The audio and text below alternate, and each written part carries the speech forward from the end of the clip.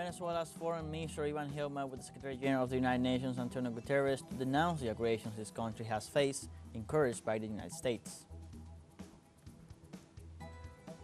In Mexico, several leaders of Latin American countries started arriving to attend the inauguration of the President-elect Claudia Sheimbaum. And in Lebanon, authorities report at least 109 dead and 364 wounded after the recent attack by Israeli troops in Beirut, while the number of displaced persons could exceed 1 million.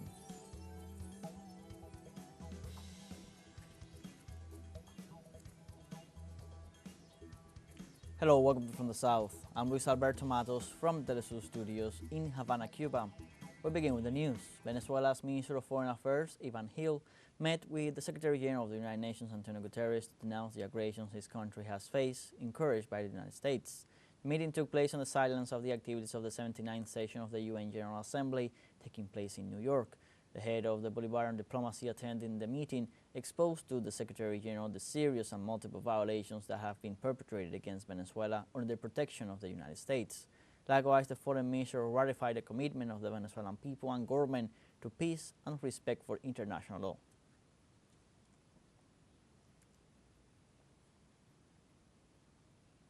President Maduro reaffirmed the determination of the Venezuelan government to stand by its people to protect them, in contrast with other political leaders who have preferred to protect themselves and their families. 2 months, 60 days, and here we are standing on the street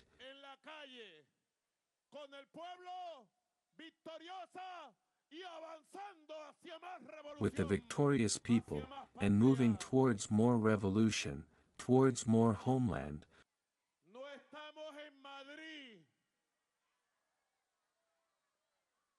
We are not in Madrid, we are not in a corner, we are on the street, in La Guaira. And in other news, the President of Honduras, Xiomara Castro, officially arrived in Mexico to attend the inauguration of the President-elect Claudia Sheimbaum, which will take place on October 1st. According to local media, the Honduran President was received by the authorities and the National Army at the Benito Juarez International Airport, located in the capital city of Mexico, after traveling on a commercial flight from Tegucigalpa. This as part of the arrival of high-ranking international officials to the Felipe Angeles International Airport to witness the inauguration. It's important to point out that the Foreign Affairs Minister of Honduras, Enrique Reina, announced that the President Xiomara Castro plans to meet with the elected Mexican President to discuss cooperation ties between both countries.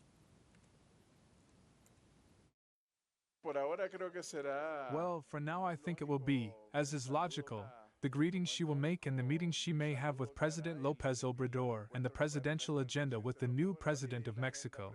And well, we will see if in this space there is any other space for conversation.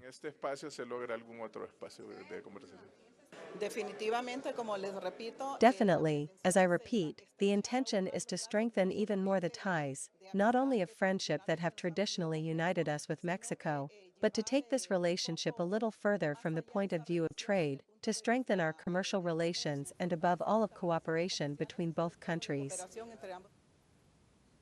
Also, the President of Cuba, Miguel Díaz-Canel, arrived in Mexico City to participate in the inauguration of Claudia Sheimbaum. The President was received at the Felipe Angeles International Airport by Dr. David Kershenobovich, who will assume the post of Secretary of Health in the incoming government.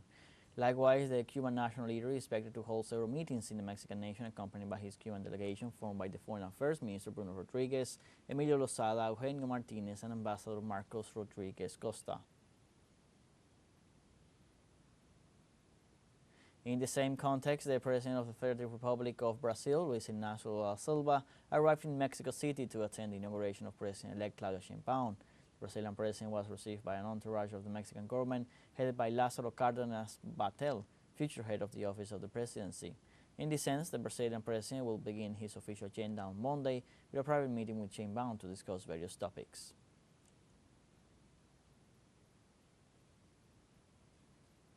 And in Mexico, Claudia Sheimbaum is hours away from taking office as the country's first woman president. In this context, citizens give their opinion on the three main challenges she will have to face. Let's see the details with our correspondent, Antonio Aranda. On October 1st, Claudia Sheimbaum takes office as Mexico's first female president, and among the population there are positive expectations about her arrival, one of which is the reinforcement of the national security strategy. We are going to do well with her. She is the first woman president. We have hope that there will be more security. I come from the state of Mexico, and there are many assaults, and as a woman, I feel there is a lot of violence against women. In this regard, Claudia Sheimbaum has mentioned that the recent incorporation of the National Guard into the Ministry of Defense will contribute to reducing the levels of violence without militarizing the country. Militarization means that there is a military command that is making decisions, and the decisions are made by the commander of the armed forces. It is a civilian power. Another issue that Mexicans see as an immediate challenge is to keep the economy Indiana positive numbers. I believe that certain changes should be made gradually as the previous government had done. Things are not done in 6 years. But if they give continuity as they mentioned, it seems to me that everything would go well. Besides, the economy is working with the support they have given. Sheimbaum has expressed confidence in the strengths of the Mexican economy left by her predecessor, thanks to public works, private investment, and social programs. There are enormous strengths of our economy that allow us to maintain the domestic market strengthened by public works, private investment.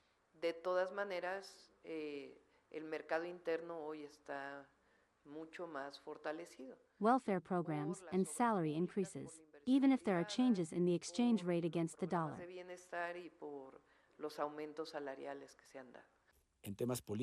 On political and international issues, citizens expect the future president to maintain a firm stance towards the U.S. government. The figure of authority as president should be firm, regardless of the role that the U.S. government plays as part of being a strategic ally together with Mexico and Canada. I think the position should remain firm. On relations with the U.S., Sheimbaum assures that if Donald Trump wins the presidency, she will work with him for the integration of the two nations. I believe that it is responsible on our part, and furthermore it is established in the Constitution, the self-determination of peoples and beyond a personal opinion. I believe that particularly in a relationship as important as the one we have with the United States, we must have respect for who the people of the United States decide and always defend Mexico and not allow Mexico to be used as the central element of the campaign.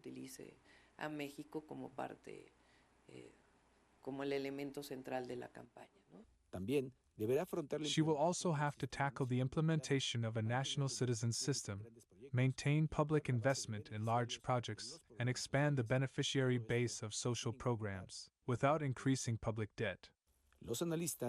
Analysts believe that one of the greatest political challenges that Claudia Sheimbaum will have to face will be to convince citizens that she is not subject to López Obrador, and to put her own stamp on taking the reins of government.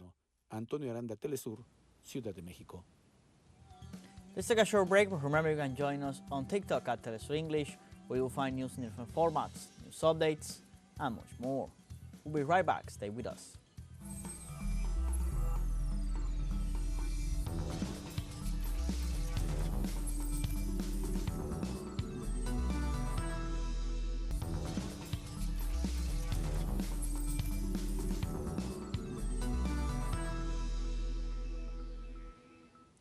Welcome back.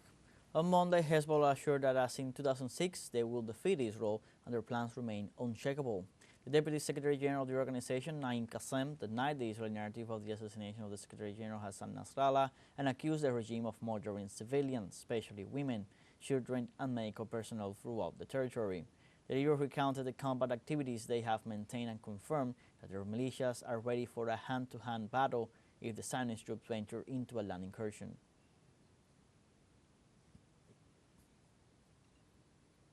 Meanwhile, also in Lebanon, authorities report at least 109 people killed and 364 wounded after the recent attack by Israeli troops in southwest and central Beirut. According to local media, the Lebanese authorities reported that the Tel Aviv regime's army orchestrated in the morning hours a systematic bombardment against a neighborhood in the city of Sidon, located southwest of Beirut, where at least 40 civilians were killed, while recently an Israeli aircraft entered Lebanese airspace and attacked for the first time the center of the Lebanese capital by bombing a residential building in the Al-Qola district. So far, specialists are working in the search for survivors of the disaster and looking for the bodies of more victims in the area. The Palestinian Liberation Front also announced the killing of 3 of its members in the attack by the Israeli regime in the Al-Qola area in central Beirut. In a statement, the Palestinian Front described the crime against the organization's members as an assassination operation carried out by Israeli drones. In bidding farewell to its leaders, the movement promised to all martyrs of the Palestinian people and the Arab nation to continue fighting the crimes perpetrated by the Zionist occupation. In this regard, the Lebanese government warned that the number of displaced people as a consequence of the Israeli aggressions against the country could exceed 1 million. The Lebanese interim Prime Minister Najib Mikati warned that about 778 shelters are hosting 118,000 citizens, while it is estimated that the number of displaced people could be higher. In this regard, the Prime Minister added that the state is fulfilling its duties to attend to the victims and to face the Israeli persecution. He also assured that the security forces will intensify their measures to protect shelters and displaced persons with the aim of ensuring peace and security in the endangered areas. The number is very large and may have reached an estimated 1 million people. 1 million Lebanese have fled from one place to another. It is the largest movement of displaced people that could have occurred in a region or in Lebanon. Meanwhile, in China, the foreign ministry expressed its deep concern and rejection of the violations of Lebanon's sovereignty and security regarding the assassination of Hezbollah leader Hassan Nasrallah. Through a declaration, the foreign ministry informed its opposition and condemnation to all actions that harm innocent civilians and to any measure that aggravates the contradictions or leads to an escalation in the region. Likewise, the foreign ministry considered that the tense situation between Lebanon and Israel is an indirect manifestation of the conflict in the Gaza Strip. This comes after the Chinese Foreign Minister Wang Yi met recently at UN headquarters with his Lebanese counterpart Abdallah Abu Habib and expressed Beijing's support for Lebanon's sovereignty, security, and dignity.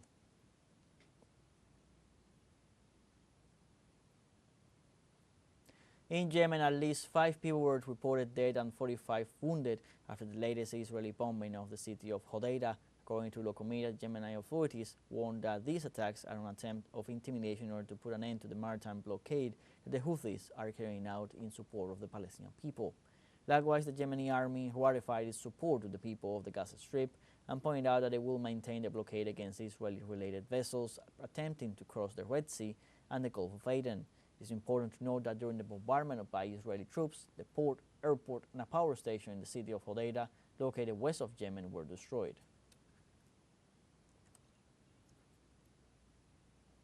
And in Iran, Brigadier General Ahmad Vahidi said that all Hezbollah commanders killed by the Israeli regime were replaced by a new figure.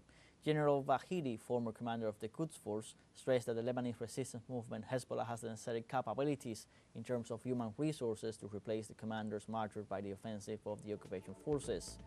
The also former Interior Minister indicated that the new generation of Hezbollah commanders has launched operations against the Zionist regime in response to the aggressive Israeli escalation against the Lebanese people.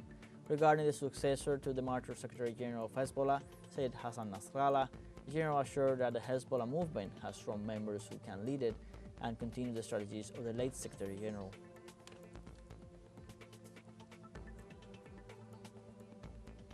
We now have a second short break coming up, but before we invite you to visit our YouTube channel at teleSUR English, there you'll be able to rewatch our interviews, top stories, special broadcastings, and more. Hit the subscribe button and activate the notification bell to stay up to date on the world's most recent events. Found short break, don't go away.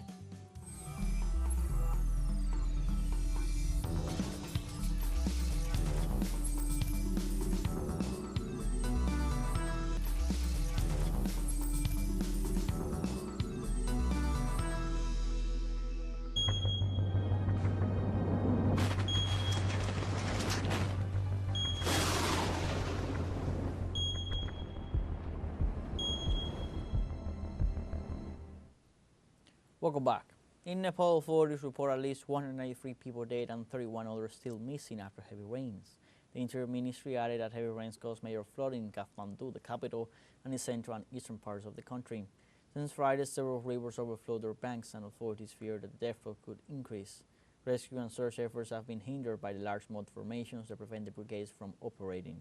The country has not seen rain like this since 1970. Weather authorities recorded 242 millimeters of rain in just 24 hours in Kathmandu.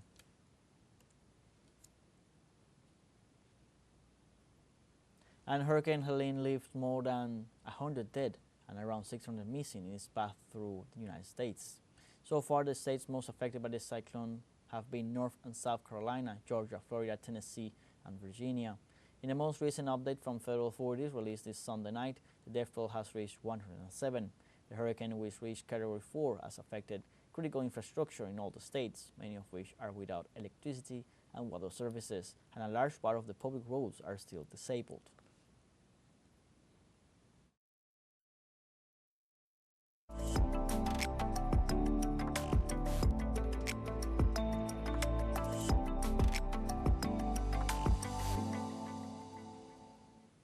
Japan's iconic Shinkansen bullet trains turned 60 years old on October 1st. To date, this service remains essential to the country's economy and way of life, so keeping it dazzlingly clean, punctual, and accident-free is a serious job. More details in the following material. The Shinkansen high-speed train celebrates its 60th anniversary this year since it began operating on the Tokyo-Osaka route in 1964. In its history, this service has evolved greatly, from a maximum speed of 210 km per hour at the beginning to 320 km per hour and carrying 1 million passengers today, all thanks to the technology developed in Japan. Today, the service remains essential to the country's economy and way of life, so maintaining high-quality standards is a serious job. If you look at the way the economy developed during the 60s, right the way through to the 80s, look at the growth of cities along the lines, you can see the impact of the Shinkansen. High-speed Shinkansen trains began running between Tokyo and Osaka in 1964, heralding a new era for rail transport as Japan became an economic superpower following its defeat in World War II. Today, the high-speed Shinkansen trains are the fastest way to see Japan, as the Japan Rail Network covers virtually the entire country. Moreover, there has never been an accident resulting in death or injury on the bullet train, even in a country where earthquakes, typhoons, and heavy snowfall are common. We take great care in making sure that safety always comes first. No matter what our past achievements have been about maybe no fatalities, once one accident occurs and one incident occurs, then our reputation as a company and our trust that we have gained from the customers may all disappear just in one moment. In addition, thanks to a meticulous maintenance program, staff in their impeccable uniform of white gloves and vest ensure that the trains are running smoothly and look shiny inside and out. These staff are intensively educated at a modern 10-story staff training center, located southwest of Tokyo, where future conductors, engineers, and other staff members prepare for their jobs at Japan Rail Central. Our human resources, our employees, we take our education and training of our employees very seriously, and making sure that they all share the same values, that safety always comes first. Shinkansen trains have established themselves in their 60-year history as an efficient and reliable method of transportation, and it is easy for Japanese people to take the forgotten Shinkansen, which is good, but when they travel abroad, they realize that what they have is something special. For most passengers, I think the priority is, one, it's safe, and two, it's reliable.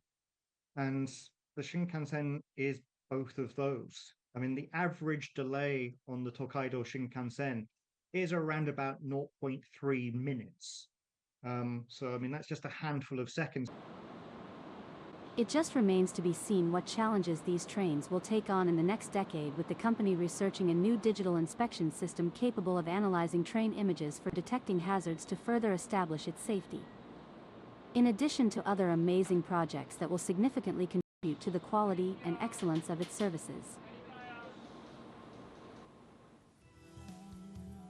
Like this, we have come to the end of this news brief. You can find these and many other stories on our website, telesurenglish.net.